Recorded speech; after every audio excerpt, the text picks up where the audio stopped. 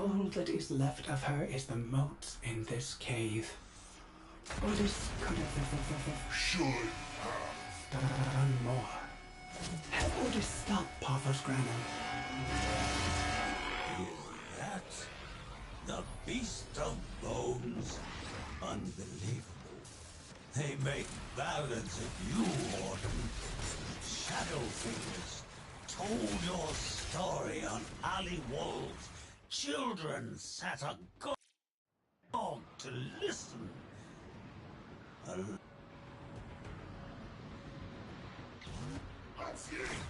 Could that be your Orden Carrots?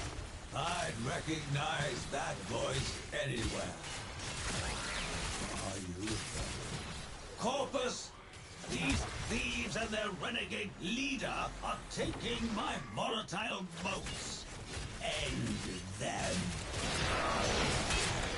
Ordis's name is Ordis.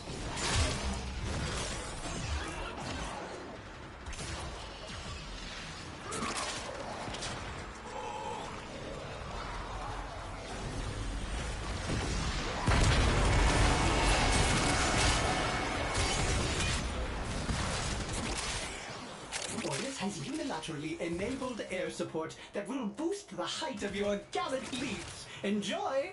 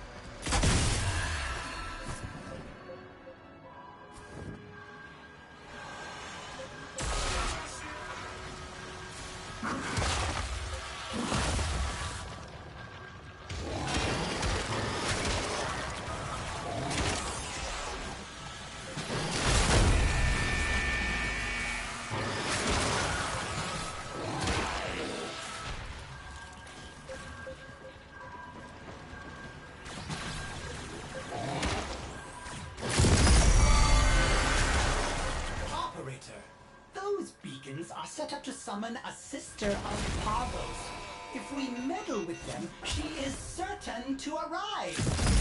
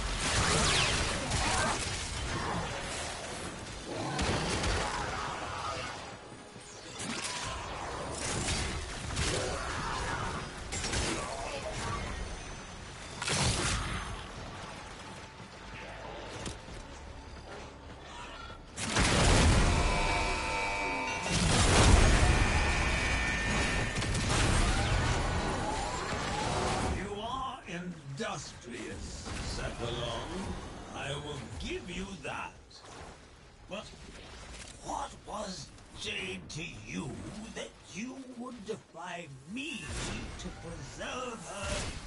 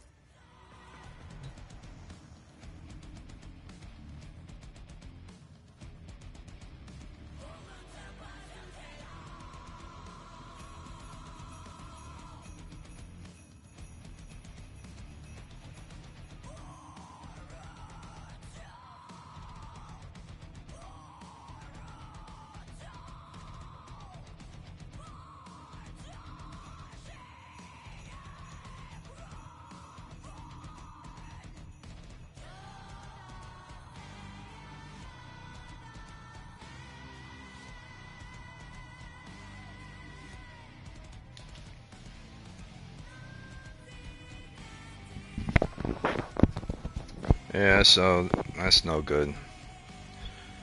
Alright, so I just wanted to test his abilities on something weak like Belly of the Beast. Well, they're not all weak.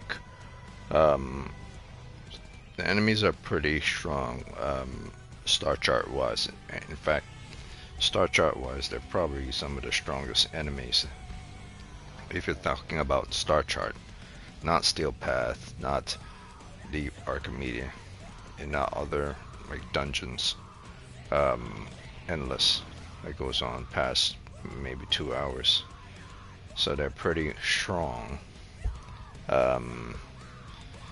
Yeah, I think that glitch, that bug that happened, that's probably one or two or three that they had since release of the Belly of the Beast. It only happens like once or twice, and all you can do is just reset. But this is a mass multiplayer online game, so anything that's a MMO tends to always have bugs. That just comes with the territory. So I'm just gonna keep playing Ash, and hopefully it doesn't happen again in Belly of the Beast.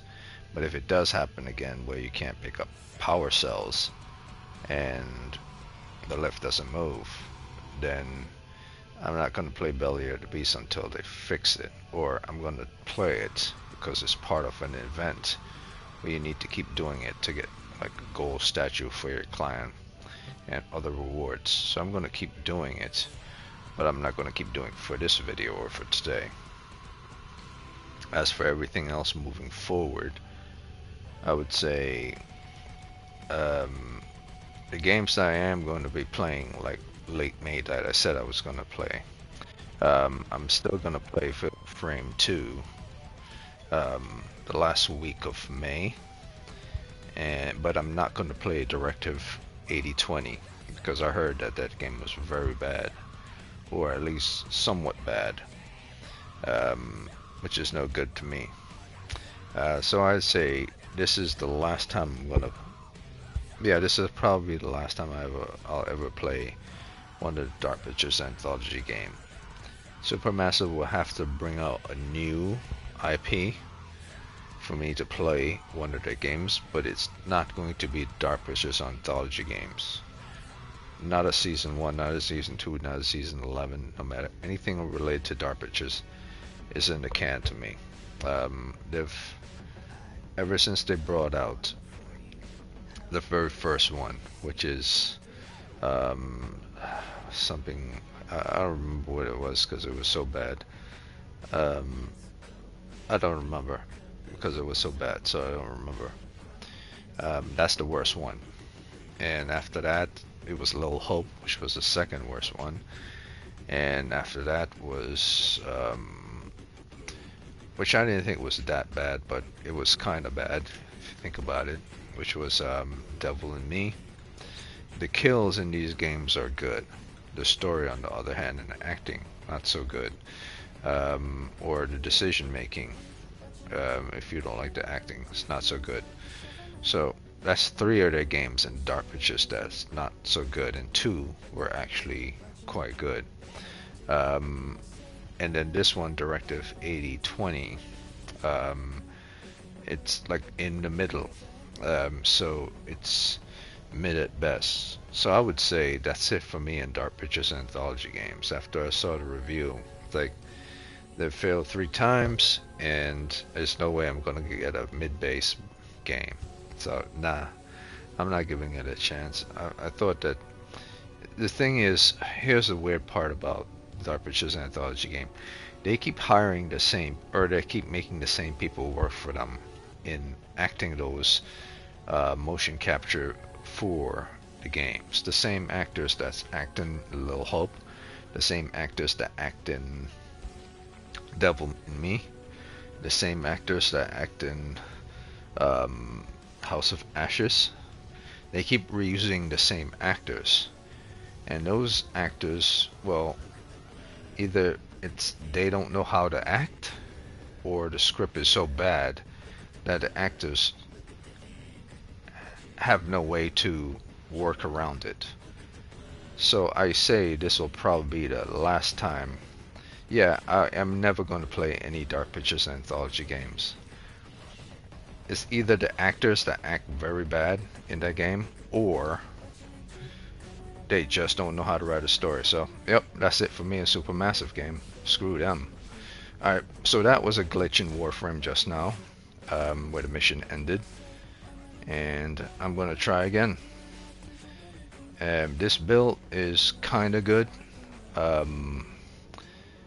But he's not killing enemies fast enough with one punch. I'm trying to make him like a one punch man, or at least a 2-punch. The 322 is not cutting it. But if I take anything off, Okay, if I take Rolling Guard off, he'll probably die. Or if I take Rolling Guard, put Adaptation on, it still don't make a difference. So this has to be on. So the only way I could think to increase this to like 334, 340 is to give him some Archon shards, because he doesn't have any Archon shards. So 322 is the highest I could get him to.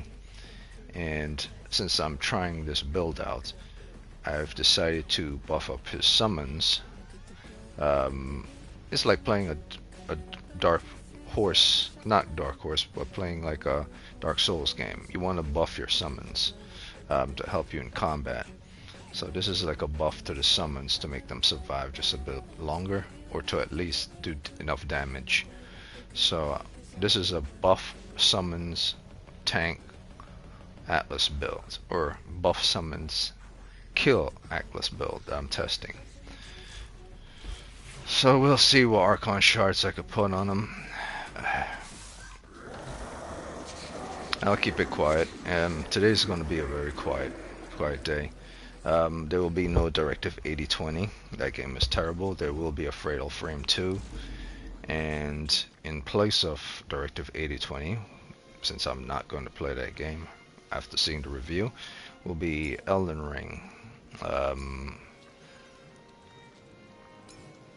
Possibly, depending on the price of Shadow of the Erdtree, I'll pay. If it's too expensive, I'm just gonna replay Elden Ring from the beginning, because I've discovered that my PlayStation 4 is PlayStation 4 one, and since I don't have my PlayStation 4 anymore, my Elden Ring save for PlayStation 4 is still in the cloud. However, the system says you cannot use that.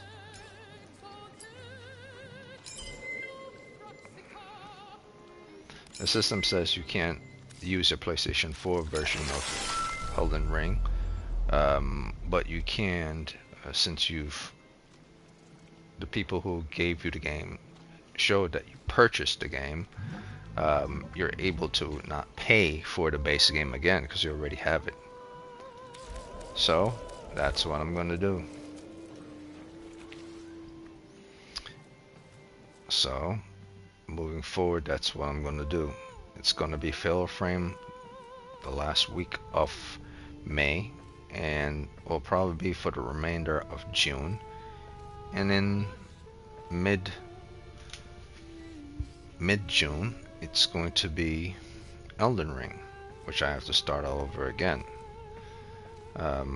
I have been playing it for quite some time to remember where I was, but I'm going to restart it.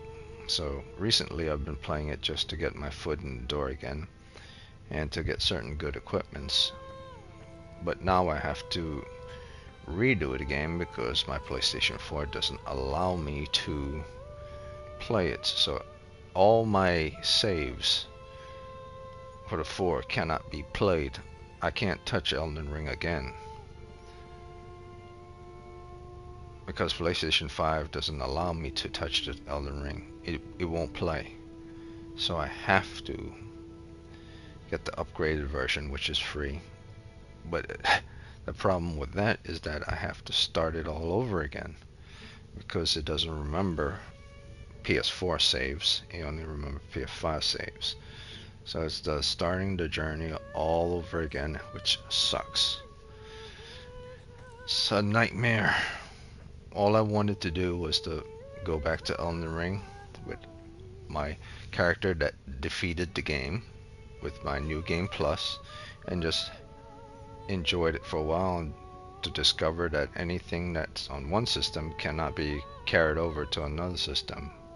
So, lesson learned from past. If you want any of your game saves from any system, well, guess what? Nope.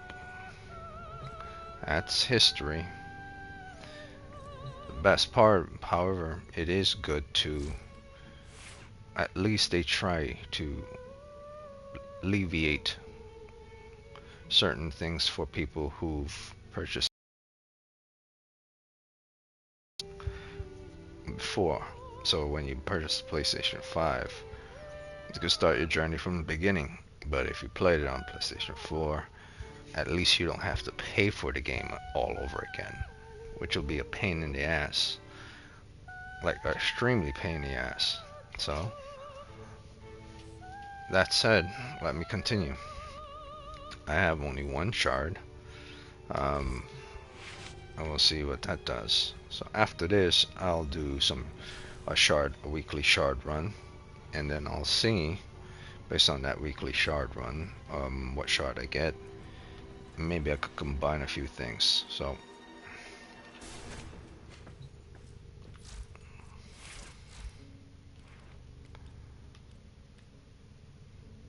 322 at 145 and 73.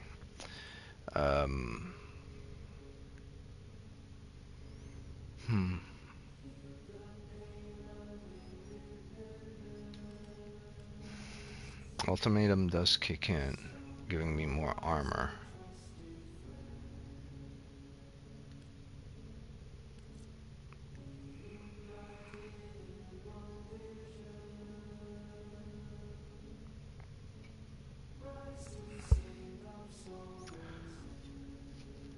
But I notice,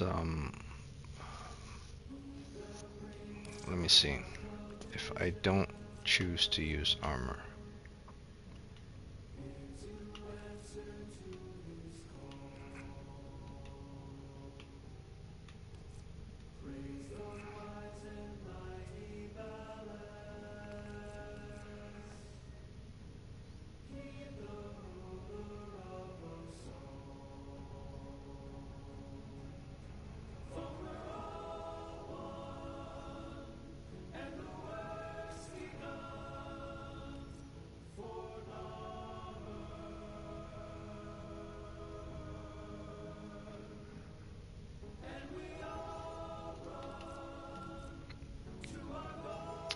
okay, so the goal is to get enough of this molt reconstruct. Well, for right now, I'll see what 9% chance for 6 health regeneration. I think Ultimatum is working quite well. On finishing kills of an enemy, I get armor. So it replenishes this armor as long as I finish the enemies fast enough to replenish. Alright, let's see, continue with this build. The mission was interrupted due to the glitch of the mission, Bell and the Beast. We'll see if it'll happen again today.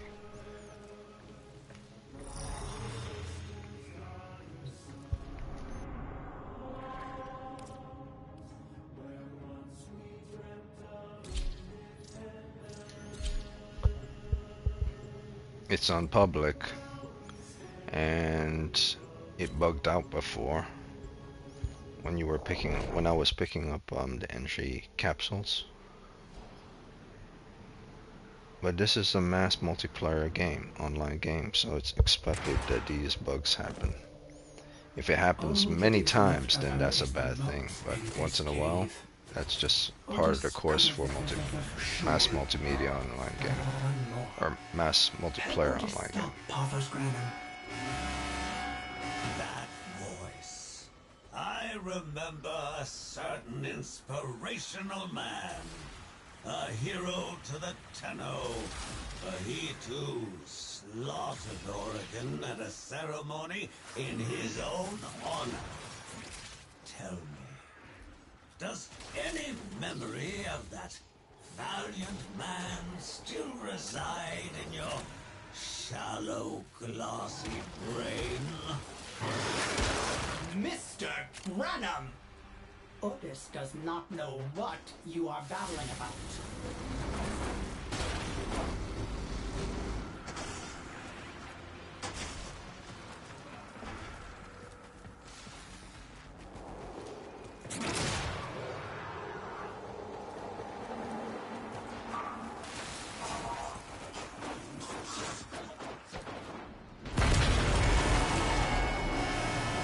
For Ordis has unilaterally enabled air support that will boost the height of your gallant leaps. Enjoy!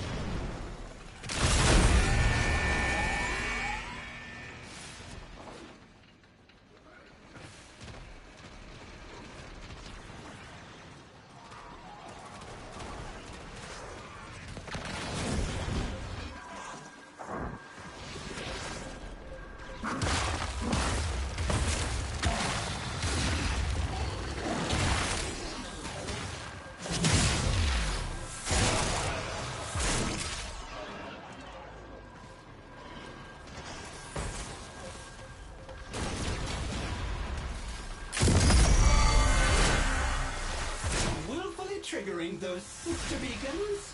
Ordis fears his operator is looking for trouble.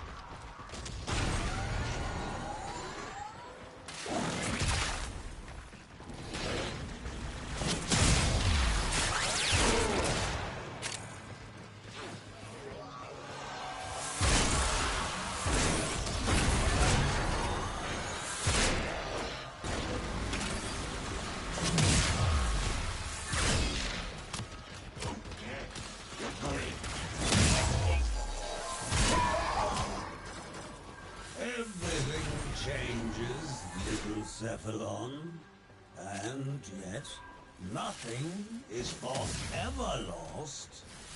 You could be a man again if you had the ring. Consider my offer. Ordis is Interesting. trying to do his job. Granum, leave Ordis in peace.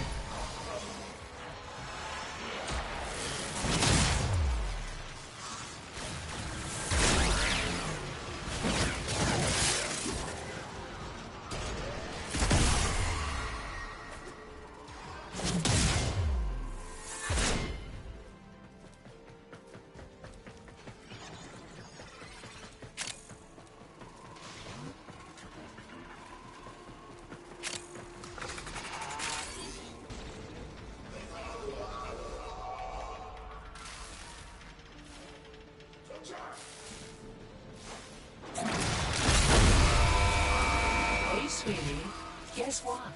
By the time I'm done with you, you'll never form a consonant again. Troops! The enemy is attempting to extract. Failure to stop them will incur my extreme displeasure.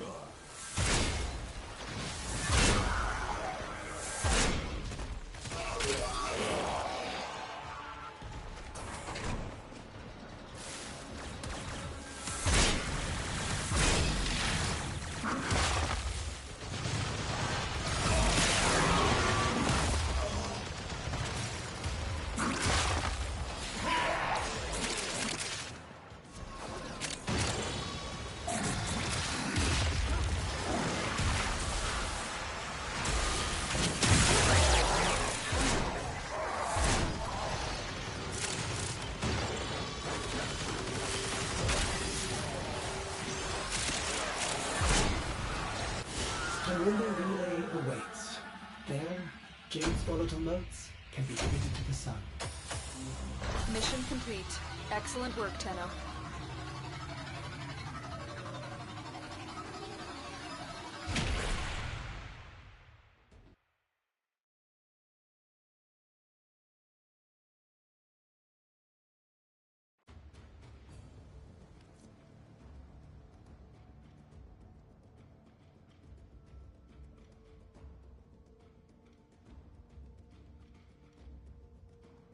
Acts of defiance, acts of generosity, acts of sacrifice.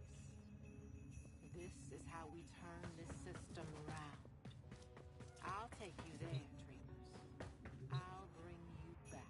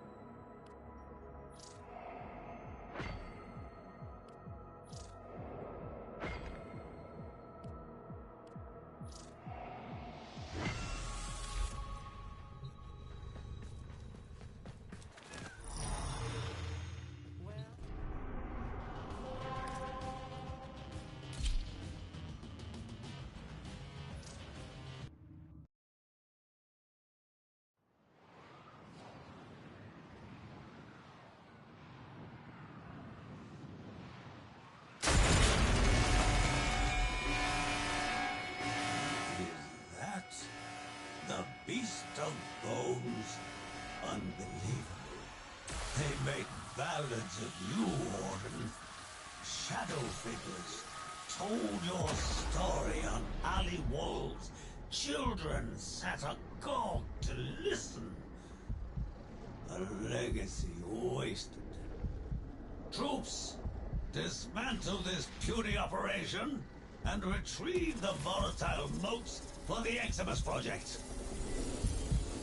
The man you refer to is dead, but Orders is sure he would also have told you. Tag,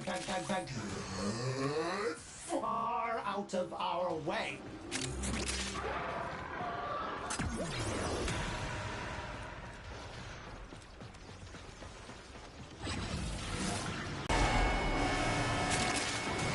Orders has unilaterally enabled air support that will boost the height of your gallant leaps. Enjoy!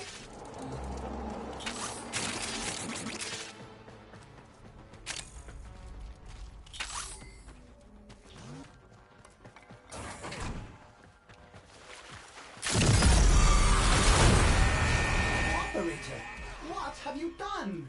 That was a sister beacon. Do that again, and one will join the fight.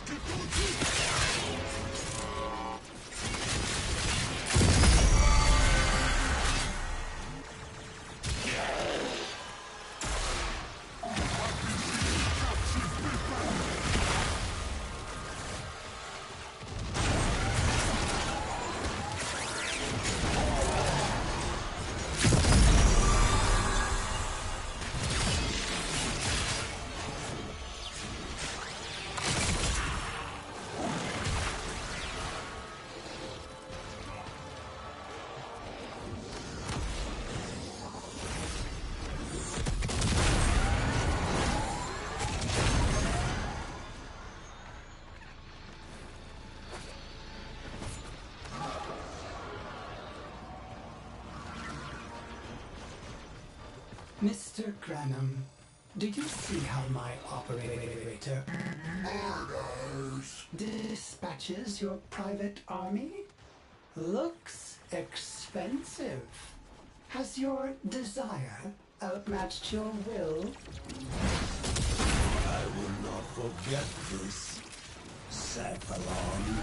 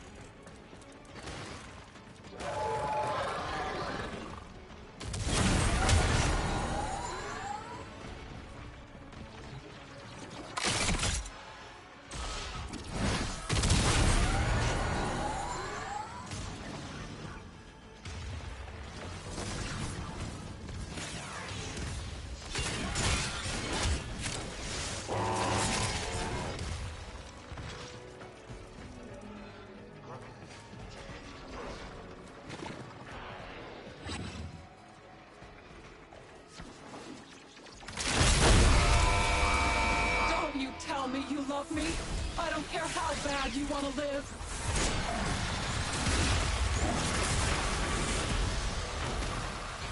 Oh! Is your last chance to avert failure, Truth. Grasp it.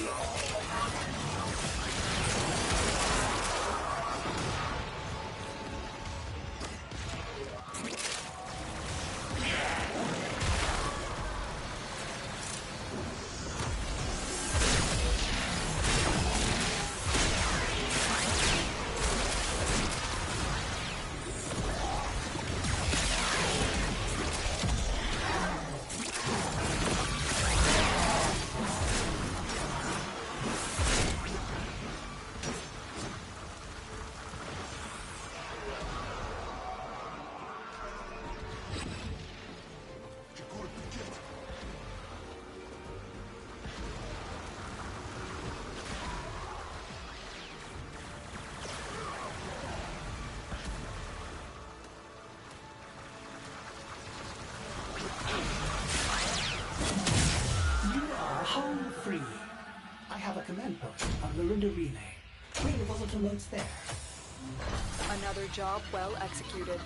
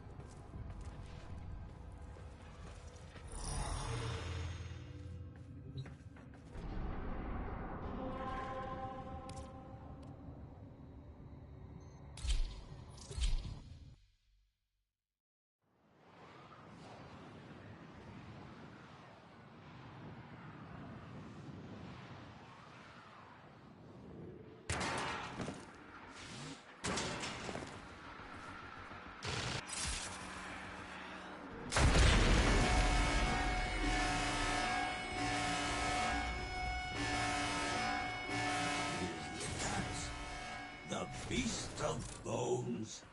Unbelievable. They made ballads of you, Warden. Shadow figures told your story on alley walls. Children sat agog to listen. A legacy wasted.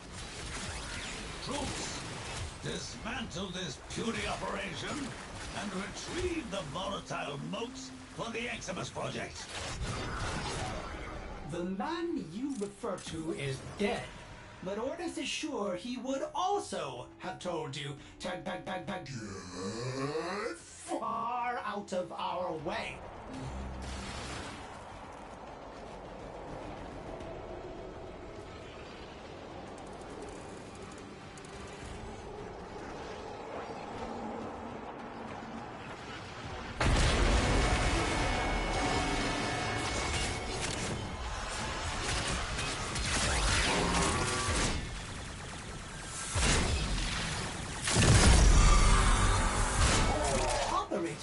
What have you done? That was a sister beacon. Do that again, and one will join the fight. Sending air supports to help you jump higher.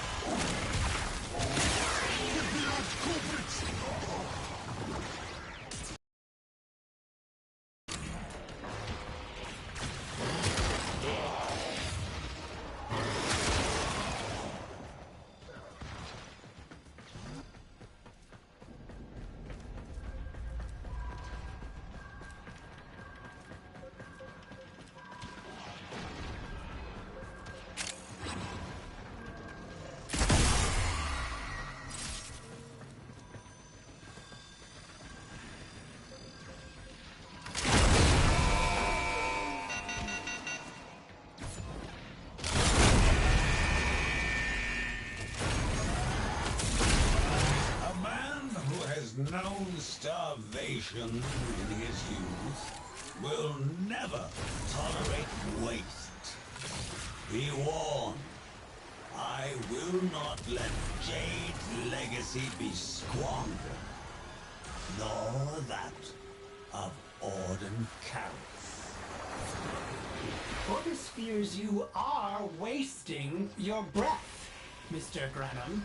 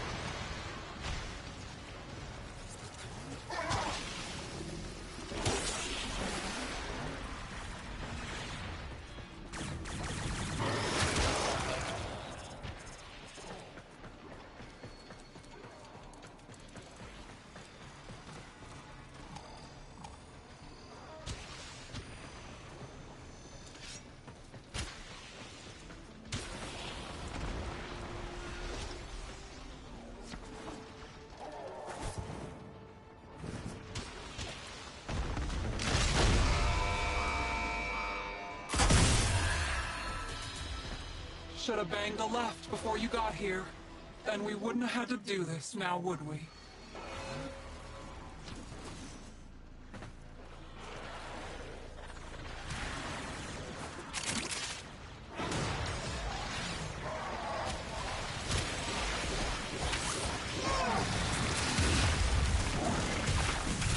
Corvus, the enemy is on their way to extraction. Does that seem like a satisfactory outcome to you?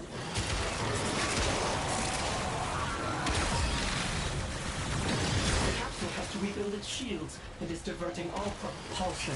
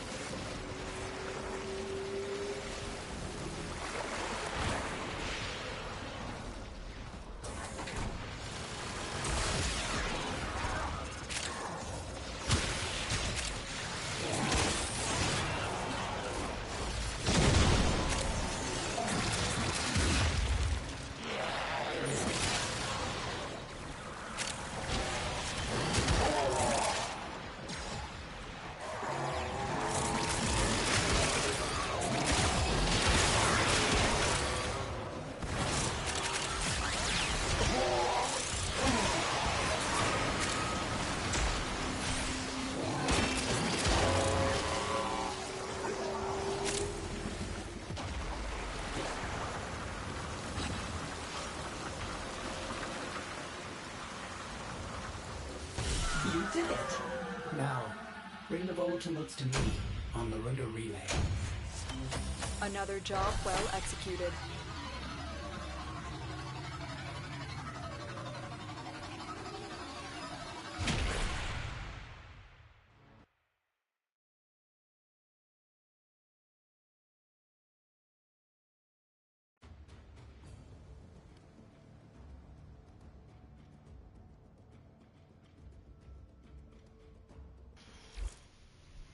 Alright, so after good assessment, I would say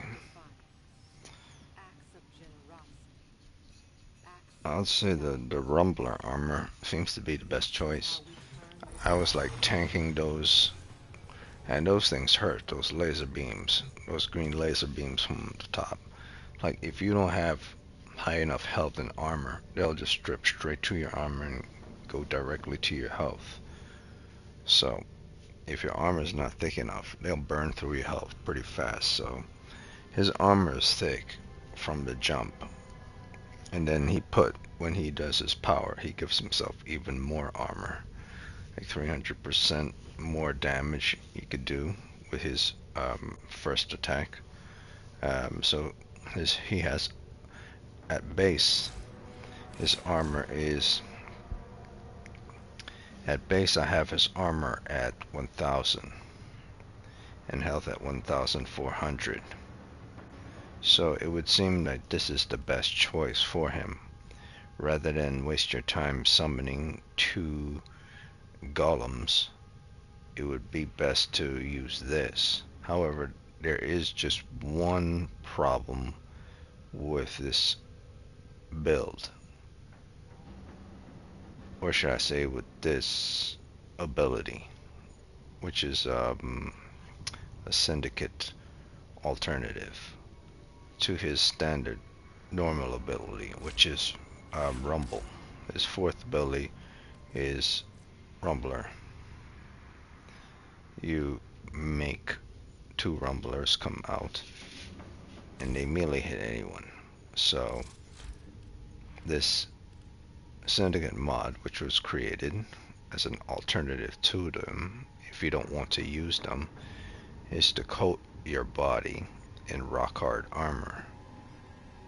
But by doing so, you're so heavy because you have rock hard armor on you. You can't jump, but you now have 300% more damage because you're carrying this heavy rock. So when it's like taking a sledgehammer or using a rock hammer and then just swinging it with your hands. So you do 300% more damage. But it's not just 300% more damage. You have double, I believe, your amount of armor, or depending on your base armor that you have, it would either give you half or double your base armor. I'm not too sure about that, but I do know whatever your Rumbler's armor qualifications were based on their 4th ability, the Rumblers. Basically, you're taking your Rumbler's armor and strength, and then you putting it on yourself. That's what that alternative augment is. That syndicate alternative augment alternative mod. So the Rumblers can absorb 926% of damage. So you're taking that upon yourself rather than them having it. Your speed increased by 1%, but because you're wearing heavy armor, you decrease in speed rather than increase in speed. That speed of times 1 more for them is because they're hard rumblers, but a Warframe is already fast, so you're slowing down to like their speed. There's a time-limited mission alert available. Which Check is navigation. not really good. So you would have to close the gap pretty fast using your first ability, which is Landslide. So that's the terrible part about having the Rumbler armor on. You can't jump, and you have to close the gap with regards to the enemies in front of you pretty quickly. But if you use the Landslide ability, you charge forward, you close the gap once charging forward, you don't have to worry about it. You only have to close the gap with regards to enemies from a distance. So you could deal with that if that's the case. But the problem is you would have to keep doing that over and over because you can't move, you can't jump, and you can't slide and do all your Warframe moves when you have that alternative augment on. But in exchange for not being able to jump, not being able to aim glide, slide, or do any abilities that has to do with parkour and speed, in exchange it gives you damage absorption by wearing the rock hard armor. It gives you more armor. I'm not sure if you're going to get the full 2,400 and 2,045 Not sure if you're gonna get all that, but you're definitely gonna get double the amount of armor on your body. So I already have a base of 1000 armor. So what this will give me is double that. So I'll have more than 2000 armor from the beginning. So it'll be like Atlas Warframe having 1000 armor and 1495 health. And as soon as I cast my fourth abilities, this will be like 2000, and this will be like also 2000 and change. So it would be like having two of me in combat, at least based on what the fourth ability is and what the augment is basically telling me. You do 300% more damage. So the damage this rumbler does, or the rumblers they do, is 1545 physical damage from punching enemies. I'm not saying about combos, but just from doing one hit is 1545. So when they swing their hand again, that's another 1545. So if I'm doing 300% damage, I'm not going to assume 300% damage means 1545. That's not what that means. I'm just saying that my standard hit of me using landslide has been increased. Like say if I was to use any type of physical damage, increased by 300%. So my landslide damage, which is 1000, a little bit over 1000 damage, is going to go 300%. So it's not just going to like double up. You know, you have 100% landslide hit. Let's say 1000 is 100%. An additional 100%, you know, make that 200 or 2000 damage, and an additional one on top of that would make like 3000 punch damage. But that's based on the assumption of that's what it's actually saying. You get 300% more damage towards your punching abilities. So if I go with landslide for my first punch within 4 meters of a 1000, you know, it's 300 times whatever 1000 and change is. So it's more than 1000, as more than 3000. To be honest with you, it's a lot. And then moving off from that, then second punch goes to 6 meters. The third punch goes to 8 meters. So he could travel pretty far and close the gap. So running and charging towards enemies, losing the Warframe ability to run fast and get closing the gap with enemies, not too much of a problem with landslide. The issue is getting out of the way of taking a lot of damage, because you cannot roll and you cannot jump out the way. So you literally have to run to the left or run to the right. And that's the main drawback, or I would say the main drawback, but one of the main issues with that ability is more like 1.5 issue, because if you know how to close the gap, it's not that much of an issue. Now, I would say I like it a lot, but I would have preferred if they would have just made it being not just a coding that I guess I know what it's trying to say. It's trying to say is,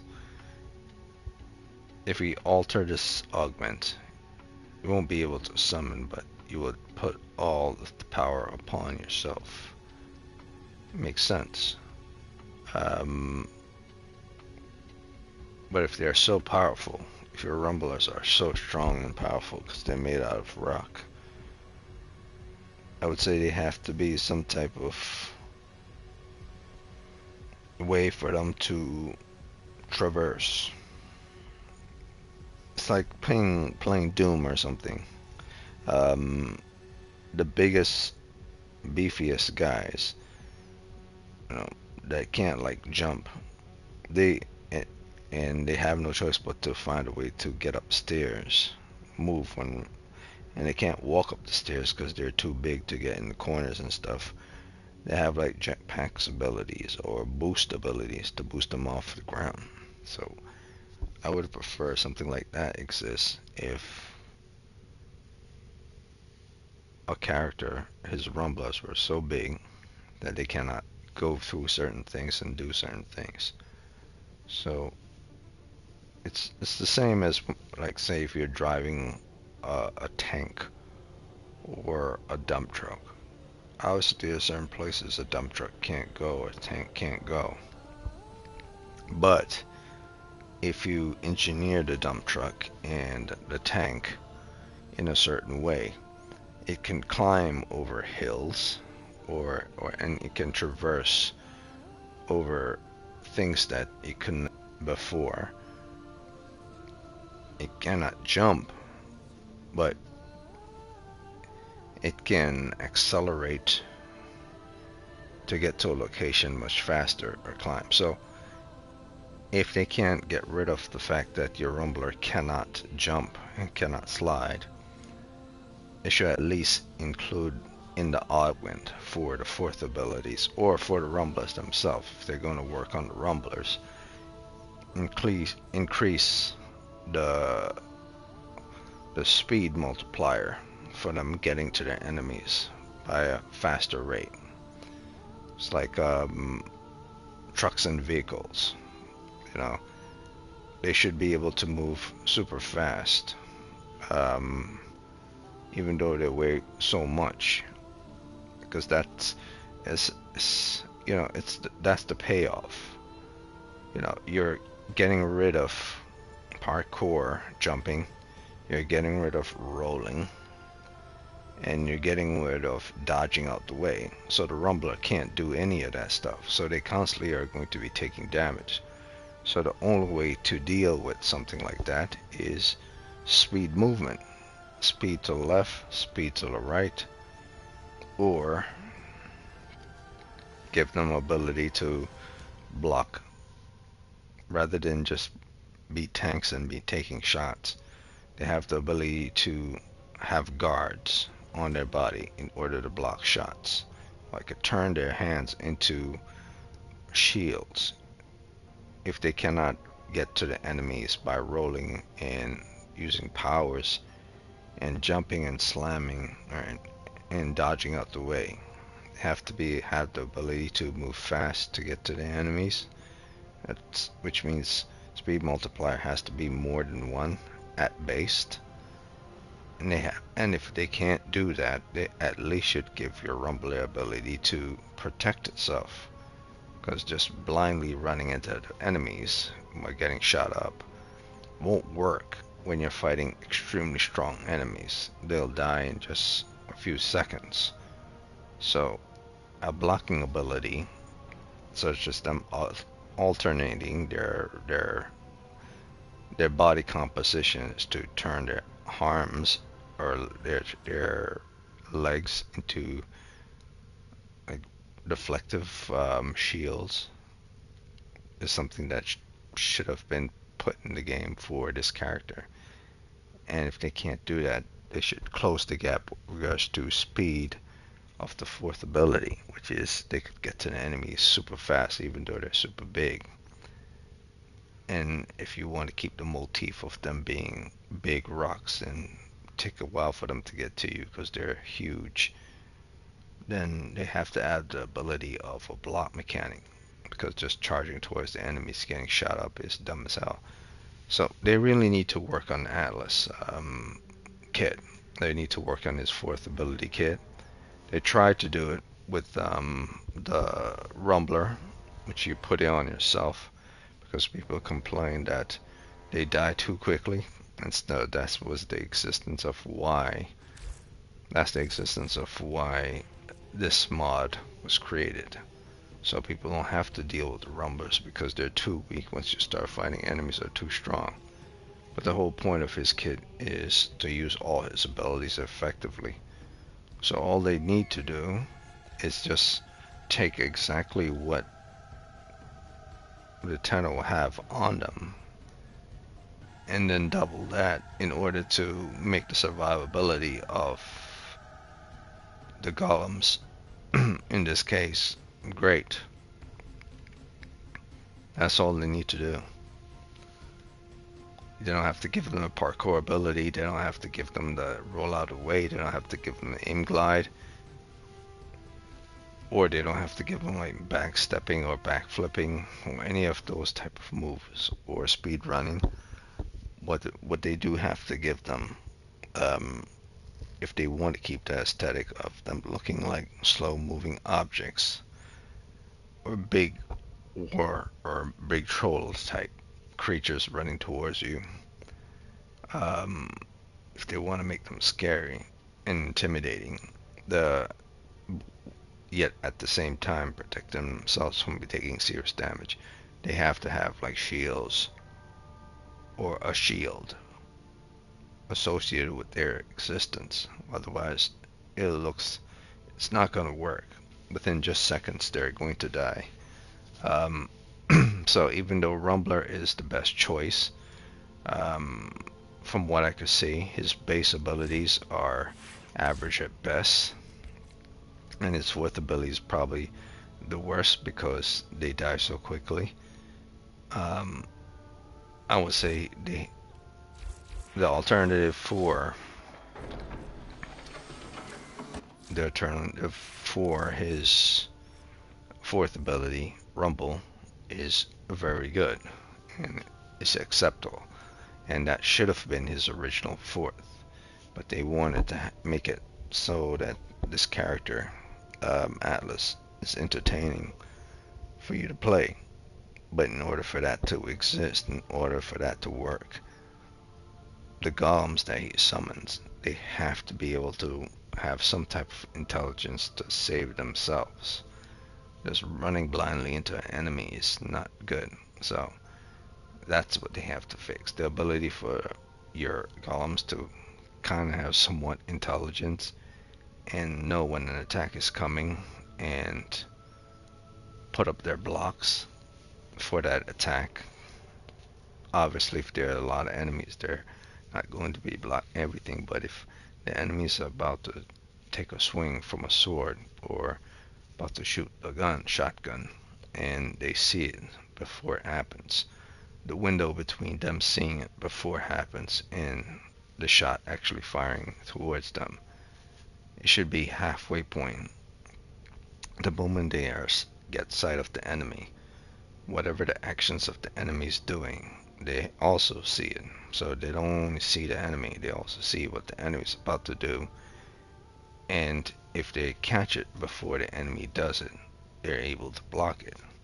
So that's what they need to do with regards to Atlas. So he needs a rework.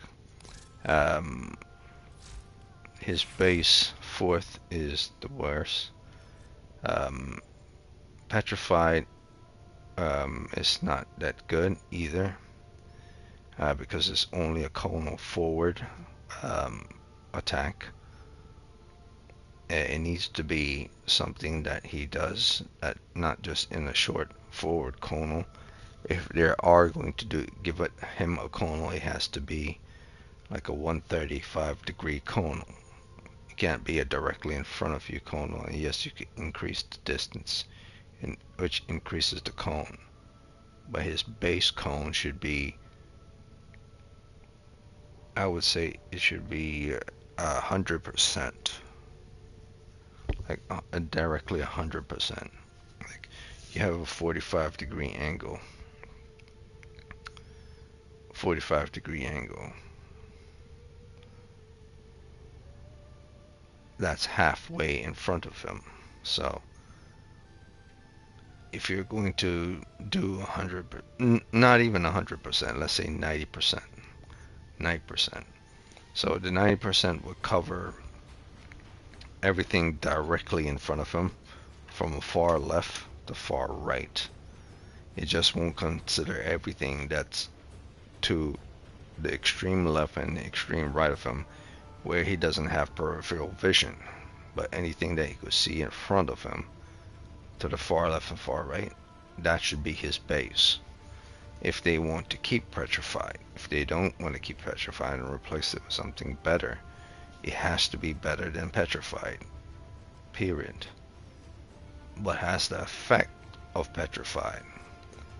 So, but for the second and third ability, is actual true second and third ability. I mean, second and first ability. It would be landslide and tectonics. Landslide is fine. There's nothing wrong with landslide.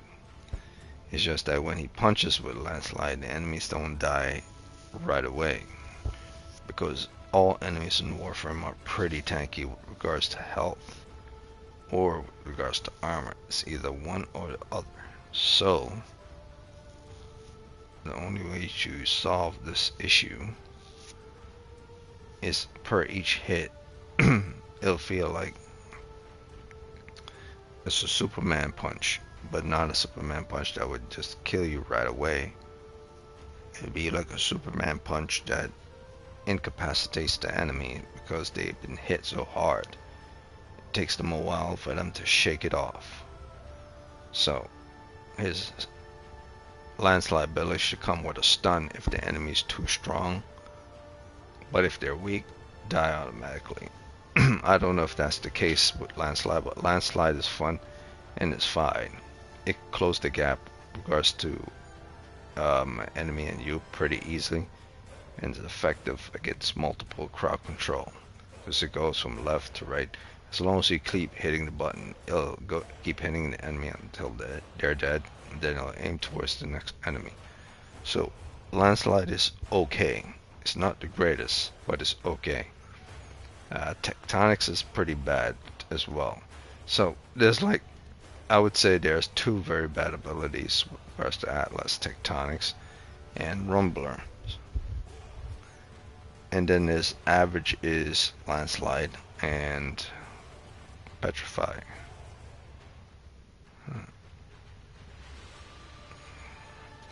Yeah, so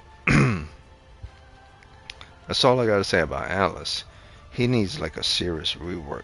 I mean, these people have been, Digital Extreme has been reworking Warframes for years. They think it doesn't work. Sometimes it does work, and it becomes part of the meta because it does work. But they want to alter it for a better version, and sometimes their better version is actually a much worse version. So if they're going to do anything with regards to Atlas, it would have to be, if at utmost, if they're going to change anything, that thing has to be rumblers or tectonics. That's all, just those two.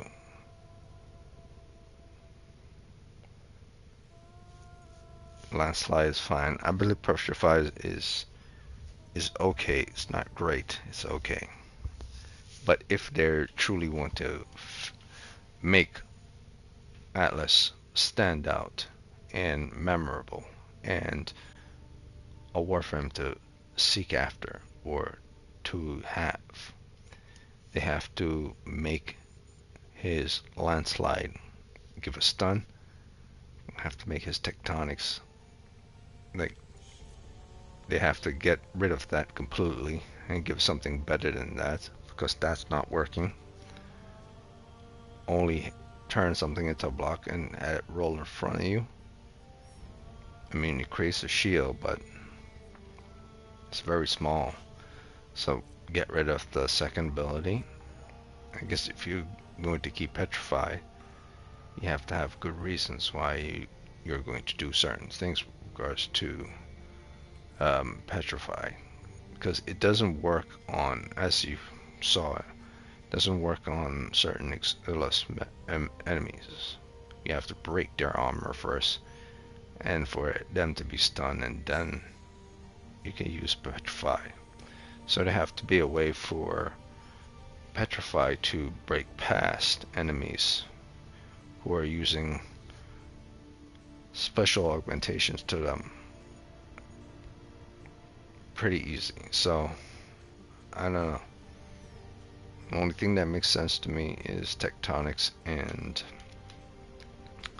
rumblers. As those two need to get rid of. Everything else is just okay. To make this Warframe fire, Landside just needs to be altered a little. Tectonics needs to be fully get destroyed and thrown away. Rumblers needs to be altered and give a different kind of approach to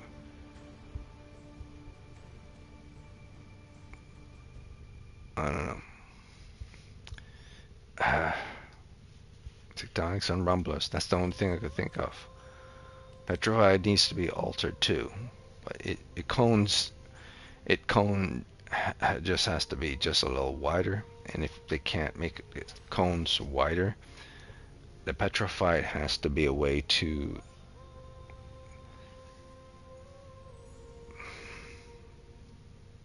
it can't break through enemy shields, but it has to be a way to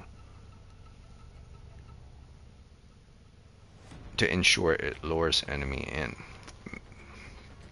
It can't just be something he runs around and keep doing over and over to petrify. It should be something that's within his vicinity, something that's he could slam on the ground or he could throw on the ground, that then activates and petrifies enemies in the front and the back of him within a conal area or conal range of 40 meters back and front. With that said and that done, I think everything will be fine. Give Landslide more of a stun and hardly any drain from each punch. Make Tectonics go away completely. Make Petrify something that's both forward and backwards attack ability that he doesn't have to actually do. He could just throw it on the ground, go about his business, and it freezes enemies in both the front and the back. But if he wants to be different and keeps his differentiation from others, doing it by himself using his eye, I guess that will make him different. But so, or should I say so, if they're going to keep him to do that ability has to have the capabilities of killing enemies quick. I don't know. I think they have to do a lot with this guy. Out of his entire kit, maybe one of the ability is very good, which is Landslide. And Petrified kind of comes in second place. So, in all truth, maybe just one of them is pretty good, which is Landslide.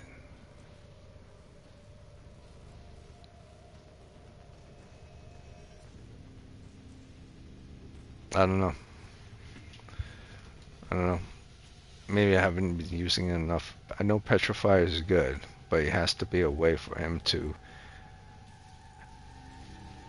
If we're trying to do fast builds or fast kills, it has to be something where he could still use his hands, his guns, and whatever to eliminate the enemy and don't have to rely on then using his powers.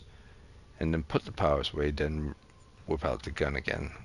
No, it has to be something that's stay in place and keeps the standards going without Atlas influence independently. So Purify has to be something independent. So yeah, that's it for this video. And the next time I play online will probably be a week from now, playing Warframe. Yeah, this guy is pretty good and pretty beefy. If so, Tectonics, if they get rid of that, that'll work perfectly. If you could alter Petrify to be something that's both can work alone by itself, as well as petrify enemies forward and backward. That's good. And of course, rumblers after a certain point it becomes tedious. Always summoning. They have to be a way for them to survive for long periods without dying. And the only way I could think of is for them to not charging to battle blindly. They have to have some type of intelligence in order to block, because they can't jump out the way or roll out the way. So they have to be able to. Taking shots does not work. So tectonics, rumblers, get rid of those two. Everything should be fine. And then this.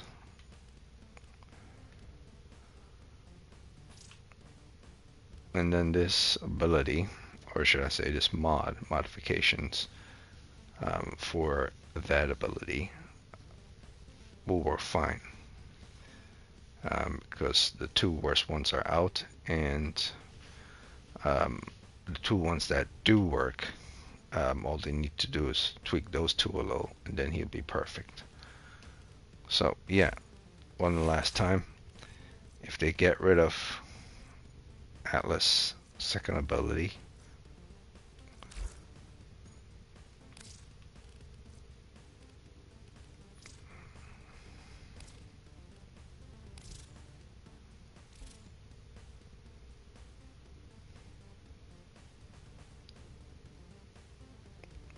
yeah, I can't think of anything else. I mean, I had high hopes of this guy, but I kind of knew the reason why he's on the low tier.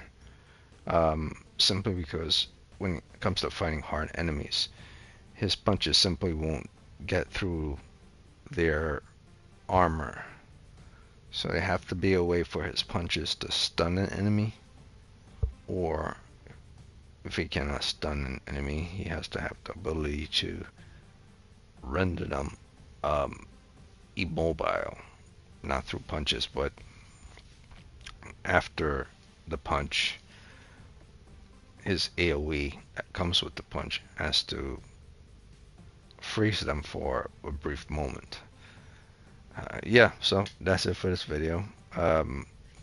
Yeah, no matter what build I put on for him, even if he manages to get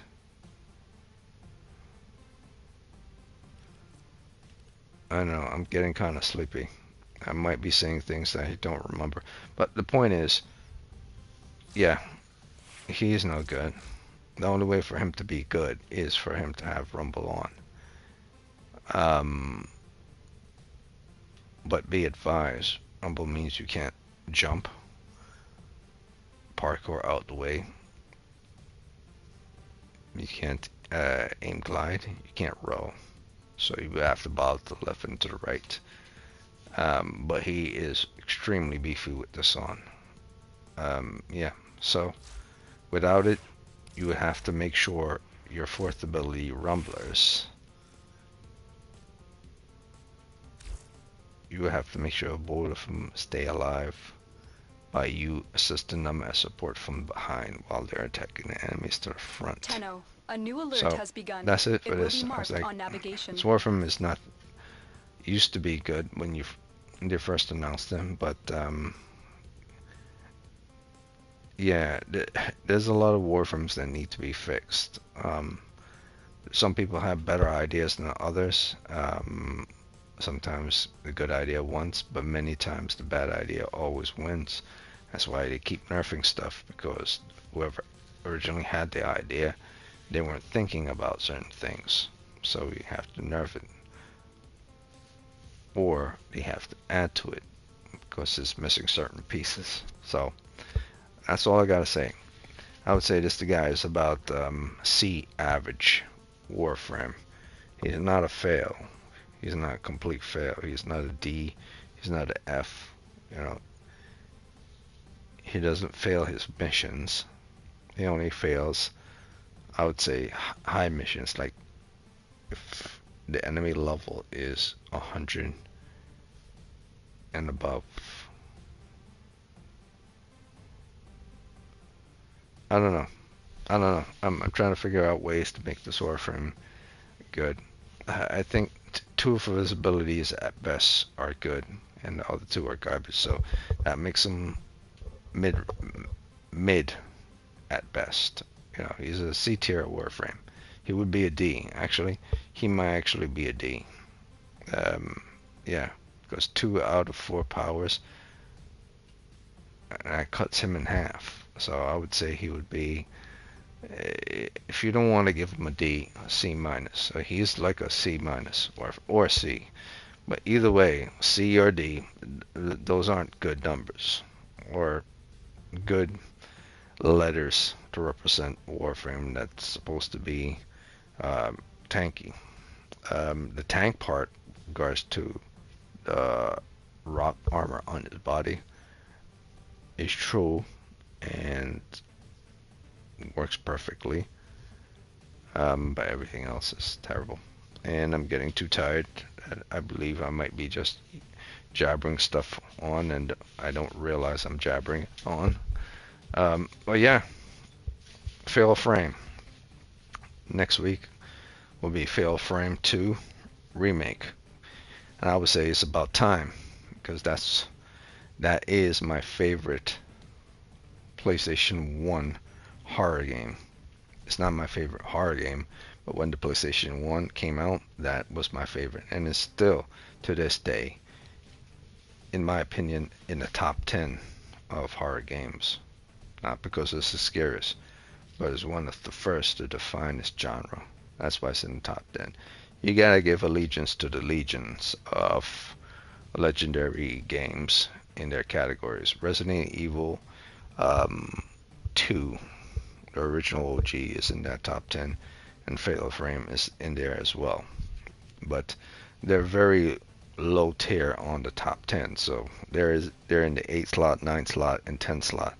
And then the top 5s are actually like horror games, like that's kind of scary and dark, but at the same time have good stories to them, but would also make you want to come back for more, as it makes you want to achieve things, unlock things, and have secrets.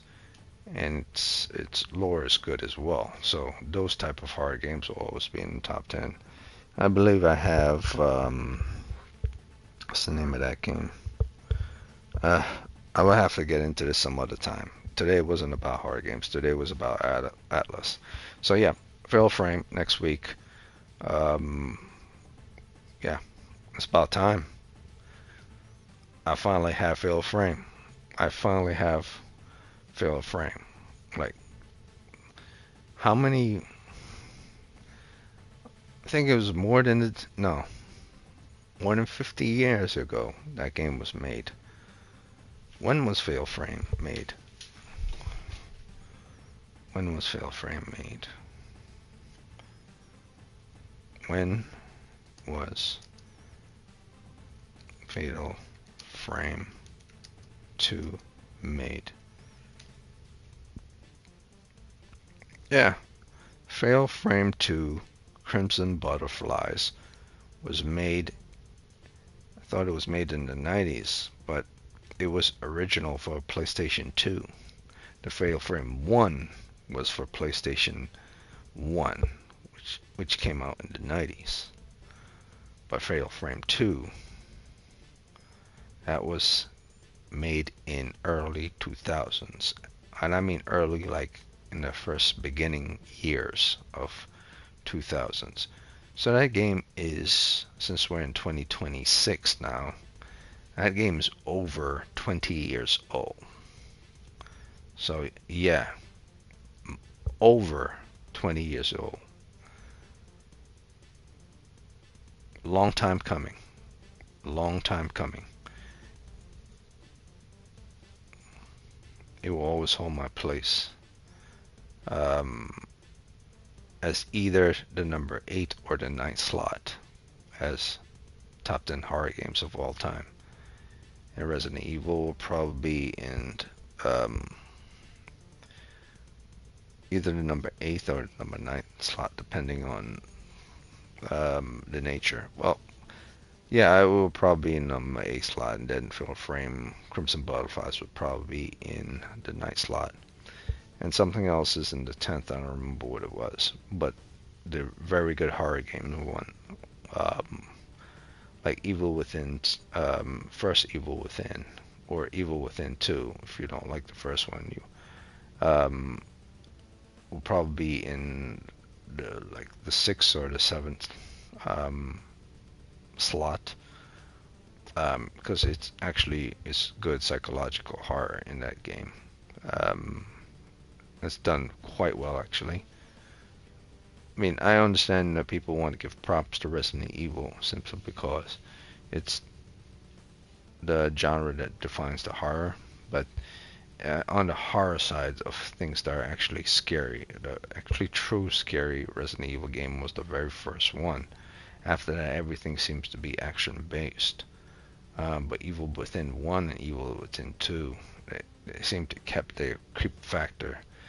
So I tend to always kept Evil Within slightly above a Resident Evil game, because whatever existed in Resident Evil, that was lost after Resident Evil 1, and everything seemed to be more action, heroic base, zombie killing rather than spook for spook's sakes. And of course, in those top 5 slots, you will have something, I wouldn't say, I don't know why I'm getting into this. I'm trying to remember now. Must be real tired. I don't even remember my top 5 horror games. Let me check the back of my head. Dun dun dun dun dun dun dun dun dun dun dun. Bum bum bum bum bum bum. It's strange that I don't have Resident Evil in my top 5. I guess my opinion on horror games has elevated past just one in action and slight little terrors. I would say Resident Evil 7 though is slightly above Resident Evil 1 as horror game base wise. But I don't know, because that doesn't really make sense, because Resident Evil 1, Resident Evil 2, the OGs were so awesome, and they're still awesome to this day. I don't know. But Resident Evil 7 clearly went in a different direction. It was great. Yeah, I would say Resident Evil 7. Simply because its horror is pretty damn good. That would be in my 5th slot. Yeah, play so many horror games, you don't even remember them anymore. I know Evil Within is somewhere in 7th.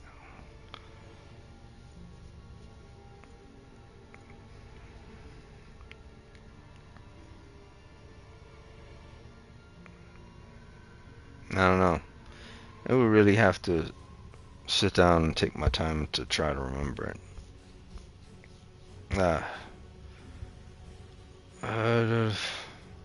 The thing is, I really want to remember it now. I mean, I don't want to depend on the internet or anyone's idea of what a good horror game is. Because I know from what works and what doesn't. Like Resident Evil 8, that whole baby part, giant baby, that's probably the scariest part of that entire game, and that's not enough to cut it. One thing that's really scary. Give me a break. Silent Hill, there you go. Silent Hill. So Silent Hill is in the 4th slot. I believe my Resident Evil 7 is in the 5th slot. And of course the top 3 will probably be something I don't remember. I was thinking it would probably be Darkness or something.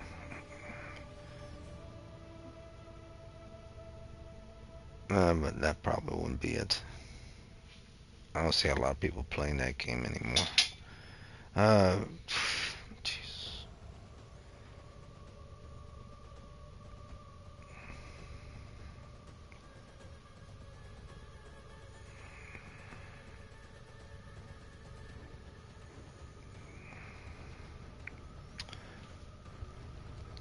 Outlast was pretty scary,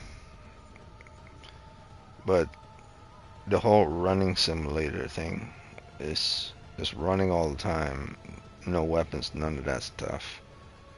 It's just annoying. So just based on that itself, it's not even top 3. I'm trying to think.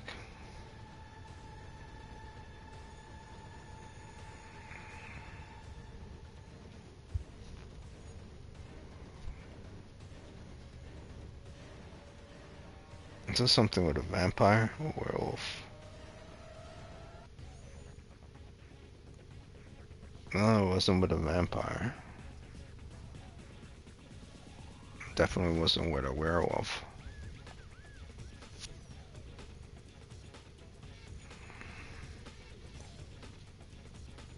Wasn't with a mimic.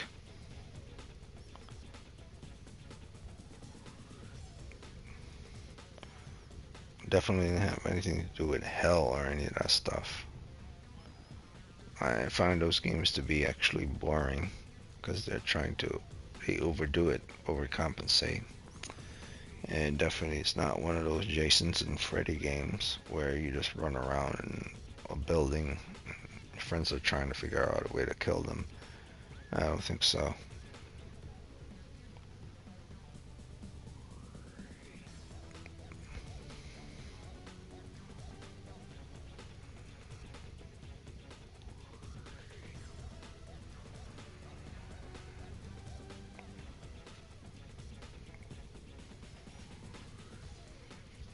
I don't know. It'll probably be Fail Frame 1. If it's not Fail Frame 2, it'll probably be... No. It's impossible. Fail Frame 2 is better than 1.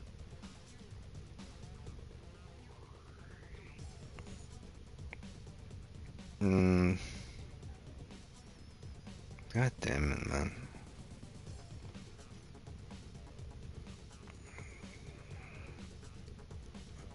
Phasmophobia and Visage and all that stuff is not even good enough for me to even put into my top 3.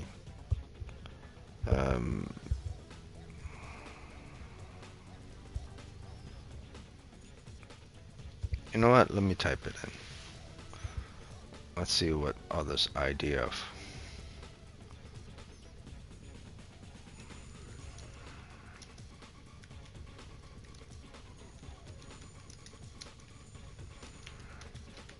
Maybe one of them will spark something. But knowing what people consider to be horror is somewhat lackluster. Now I know Silent Hill 2 is in my 2nd slot. I mean within my 4th slot. My top 3 are games I don't remember. Oh yeah, now I remember one of them. I believe at the 2nd, the number 2 slot.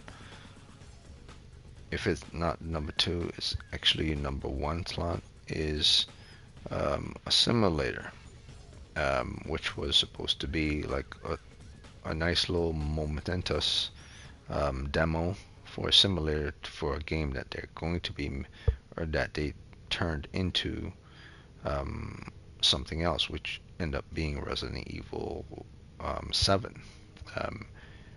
The original PT, which was survival horror slash puzzle slash action slash run away from enemies, was there simply to be a small little trinket for the idea to show people of what they were going to do with Resident Evil 7.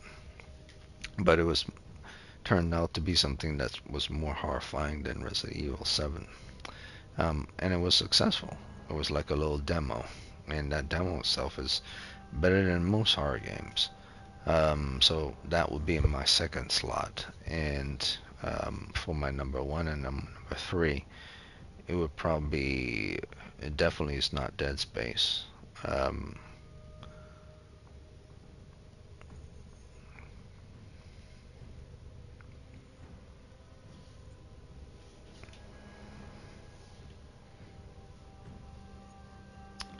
I think the number three, I would have to probably say it.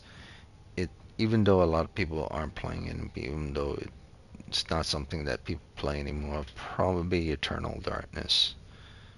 Um, yeah, at the number three slot. That game was pretty good for its time when it came out, and it still holds up to this day. It may not be as scary as it used to be, but it was pretty terrifying back in the days. It was definitely more terrifying than the Resident Evil franchise games because they weren't scary, and it was definitely a bit scarier than Dead Space, that's for sure. So that would be my number three slot. But my it will either be number three or my number four, which would then bump down everything else I had on my list. For the number one, I can't for the life of me remember what it is, but it's not something that's known. It's not a known popular game. So, but at least now I remember all my other top 10 stuff. And Fail Frame would probably definitely be slightly above Resident Evil 2, the original Resident Evil 2 game. Fail Frame 2 will be slightly above Resident Evil 2, simply because it did his horror in his horror genre correctly. Whereas Resident Evil 2, the original OG, was more of an action zombie horror survival game. Whereas Fail Frame 2 was on the horror meter is a little bit higher than that. So yeah, it will Fail Frame 2 will probably be in the sixth slot.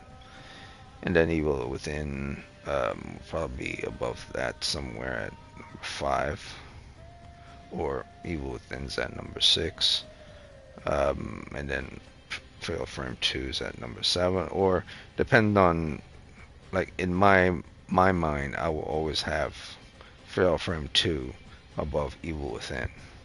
Well, logically, if you're looking at everything from development of well, now I think about it, no. Fail Frame 2 is pretty badass, man. It's pretty badass. So it'll probably be at the number 6 slot. Yeah, it will probably be above Evil Within. Well, but that's all about something else. Today was about Atlas, and Atlas has a lot of work to do. 2 of his abilities are garbage. 3 depending on how you look at it, and they have to work on them. They have to work on them. Like, they nerfing this, they nerfing that, they're fixing this, they're fixing that. And the most obvious thing to stand out with regards to these Warframes, the most obvious ones, should be the ones that they look at most obviously.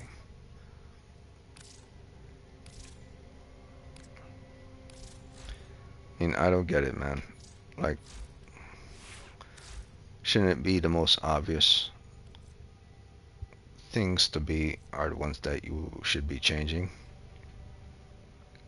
Like, if something is not working against high level enemies and their characters are dying pretty easily past, like, say if an enemy's level is above 100 and all your warframes cannot make it to the end of the race against level 100 enemies, and there's a problem there, because all warframes should be able to survive level 100 enemies easy.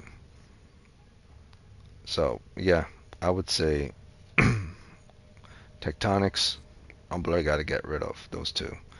Keep these 2, Landslide and Petrify. Alter this to something that works far better, and then just remove these 2 completely and replace them with something that actually would make them work against enemies that are beyond level 100 pretty easy. Because as we know in Warframe, the longer you stay in missions, the tougher the enemies get, and the tougher the enemies get by staying in missions, the harder they hit. So fighting enemies above level 100 should be something that all Warframes should be able to do easy. So all power should be able to deal with level 100 enemies quite easy. This is 2026. Warframe shouldn't be operating like they originally came out in 2016, 2015, 2014. They should be operating like they've been augmented for the times that have changed, which means should be able at base should be able to deal with level 100 straight out the get, but even without mods on, pretty easy. Now, many people say that will make them OP, but we're talking about being able to stay inside of missions that are endless for more than an hour. If you're not going to make their abilities and their stats be able to rise to that occasion, then you have to give them syndicate mods to make them be able to survive those situations. And so far, he only has one that would rise to that occasion, and that is the mod that allows him to wear his rumble. All other mods don't do so. So all of his other abilities, all of them, all these other abilities, they already alter one for here. This is good. They tried to do one for here. They tried to do one here. They tried to do one. You have syndicate abilities for each of these. Syndicate mods alternate for each of these, but none of them actually are really good for long survivabilities. At least one of them is somewhat good, which is the first. But he has to be reworked again. That's all I got to say about this. I'm going to keep my tectonic ones I have on. I'm going to keep this one on. This is the best one I could do. And with some Archon shards, I could probably get him up to like 322 without giving him more power by putting mods on. I could get him to 322 with just shards alone, and then fill the slot in with coaction drift to fit in here, even though this is for one. So once I give him two, if not two, I give him one. Well, now I think about it, let's see. Because with Intensify and Vitality, his power goes up to 309. But if I put regular Vitality and regular Intensify, it will be in 200 and change. Which means that I'll have to rely even more on Archon shards to get his power up. So all I need to do is throw 2 Umbras on him, and then give him some Archon shards to increase his power even more, and I'm good. I don't even need all 3, or maybe, because yeah, I don't need 3, because I believe Steel Fibers is better than the Umbra Fibers. So I just need these 2 to work. Obviously, I don't need the tower resistance, because that's for sentience.